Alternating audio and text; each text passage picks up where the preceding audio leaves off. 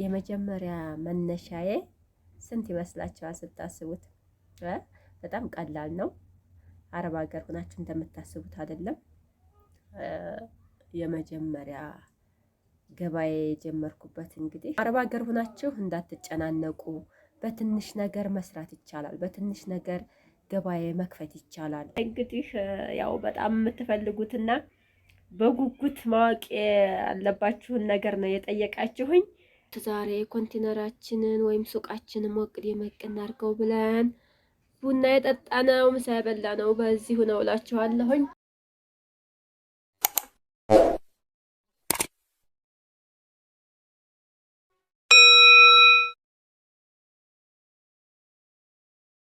አሰላሙ አለይኩም ወራህመቱላህ ወበረካቱሁ። ውድና የተከበራችሁ የቻናሌ ቤተሰቦች አድማጭ ተመልካቾች እንደምን አላችሁ? በያላችሁበት ሰላማችሁ ይብዛ።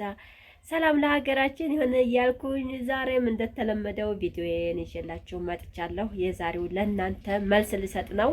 ብዙዎቻችሁ በተደጋጋሚ የጠየቃችሁኝ ስለሆነ ሀባይቦቼ ስትጀምሩት ቪዲዮውን ላይክ አድርጉት። ላይክ እንዳይረሳ። ሁላችሁም እንግዲህ ስወዳችሁ ቅመሞችዬ እንግዲህ ያው በጣም የምትፈልጉትና በጉጉት ማወቅ ያለባችሁን ነገር ነው የጠየቃችሁኝ።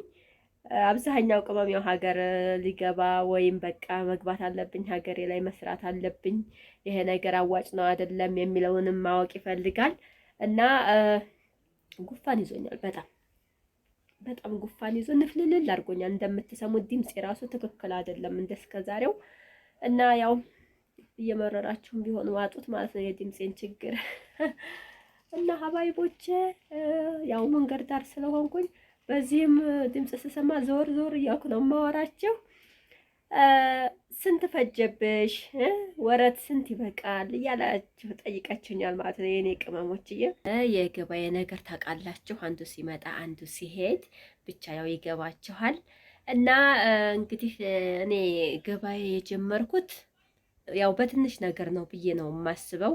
ያን ያህል በጣም ትልቅ የተሟላ ስላልሆነ ቀስ እያልኩ ስለሆነ ነገሮችን የማስኬዳቸው ለጊዜው በቃ ወይም ልጆች የሚፈልጉትን የሆነ መጠጥ ነገሮች ምናምን እንደዚህ ብስኩት ነገሮች፣ ችብስ ነገሮች ምናምን በቃ የሚሄዱላችሁን ነው የምታመጡት ማለት ነው። በአንድ ጊዜ ደግሞ ያላችሁን ሳንቲም ሆነ ነገር ላይ ካረጋችሁት ያ ነገር ይዞባችሁ ቁጭ ይላል ማለት ነው። ሌላ ነገር ለማምጣት በጣም ያስቸግራል። እና እኔ እንግዲህ ያው የተወሰኑ ነገሮችን የሚፈለጉትን ይሸጣሉ ብዬ ያሰብኩትን ነው ያመጣሁት። ያንንም እኔ ብዙ ስለ ንግዱ መረጃ ከሰው ጠይቄ እንደሆነ እንጂ የማውቀው ነገር የለኝም ካሁን በፊት። የመጀመሪያ ነው። አንዳንድ ቅመሞችም ካሁን በፊት ልምዱ ያለሽ ይመስላል ብላችሁኛል። ልምዱ የለኝም።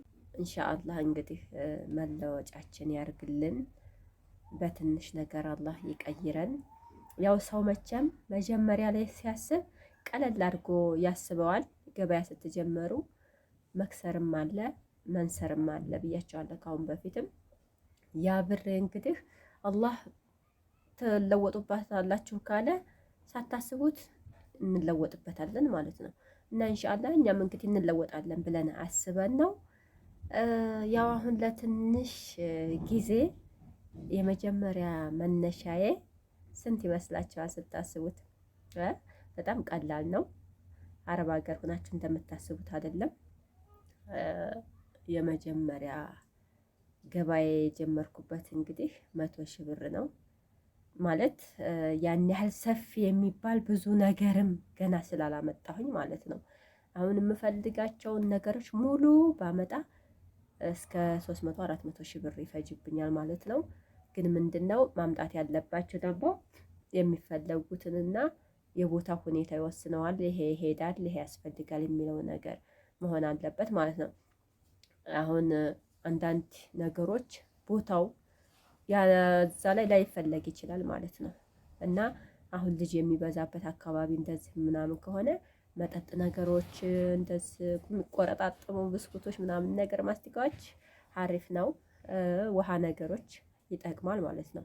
እና ያው እንደየአካባቢው ነው። አሁን አንዳንዱ በቃ ብዙ ብር ኑሮት ራሱ የሚሰራው አጋጣሚ ጠፍቶበት ዝም ብሎ ምን ላድርገው ምን ብከፍት ይሻላል እዚህ ቦታ ምን አዋጭ ነው ብሎ የሚጨናነቅም ሰው ይኖራል ማለት ነው። እንግዲህ እኔም ደግሞ ኢንሻአላህ እለወጥበታለሁ ብዬ ነው። አላህ ሁሉንም ነገር ያሳምረው ባላህ ፈቃድ። መቼም ወላሂ በመሀል ያቋረጥኩት ነው።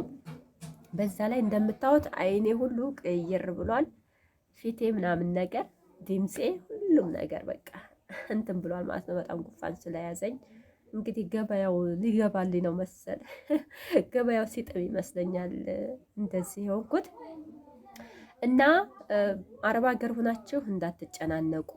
በትንሽ ነገር መስራት ይቻላል። በትንሽ ነገር ገበያ መክፈት ይቻላል። በጭንቀት ወይም ብዙ ሚሊዮን ብዙ ዶላር ስላላችሁ አይደለም ሀባይቦች ማለት ነው።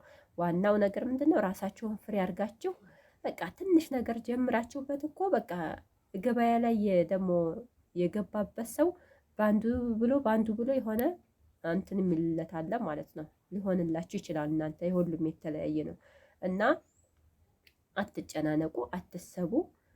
ኮሜንት ላይም እያየሁ ነበረ 200 ሺህ ብር 300 ሺህ ብር እያላችሁ ነበረ።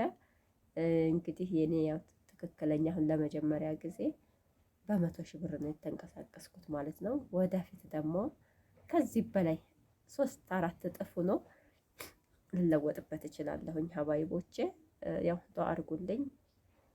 እናንተም ትጠቀሙበታላችሁ ብዬ አስባለሁ። ያው ከቦታው አንጻርም አሁን እኔ ያለሁበት አካባቢ በጣም ጥሩ ቦታ ነው የሚባለው፣ የስራ ቦታ ነው። ሌላም ነገር ብትሰሪ በጣም አሪፍ ነው እያሉኝ ነው። ኢንሻአላህ በሂደት ነገሮችን እያመቻቸሁኝ እሰራለሁ ብዬ አስባለሁኝ። እና አንዳንድ ቅመሞች ደግሞ እስከ ዛሬ ለምን አልሰራሽም? ይሄን ያህል ብር ካለሽ ስራ ጀምሪም ነበር ወይ ምናምን ነገር፣ ስራውን የሚከፍተው ባል ነው ወይ ምናምን እያላችሁ ነበረ። መቼም የኔ ጉዳይ የኔ ነው። እናንተም እንደምታስቡት አይደለም፣ ወይም እኔ እንደማስበው አይደለም ማለት ነው። ሁሉም ነገር ያላህ ፈቃድ ነው። ሁሉም አላህ ያለው ነው የሚሆነው ማለት ነው። ደግሞ ስራ ስትጀምሩ አመቻችታችሁ እንጂ ይሄ ቢሆን ይሆናል ብላችሁ እንጂ ዝም ብላችሁ በዘፈቀደ ወይም በቃ ይሄንን ማድረግ አለብኝ ብላችሁ የሆነ ነገር ላይ ንክር አትሉም ማለት ነው። ታውቃላችሁ፣ እኔ ያው ቤተሰብ ጋር ነበር የምኖረው ብቻዬን።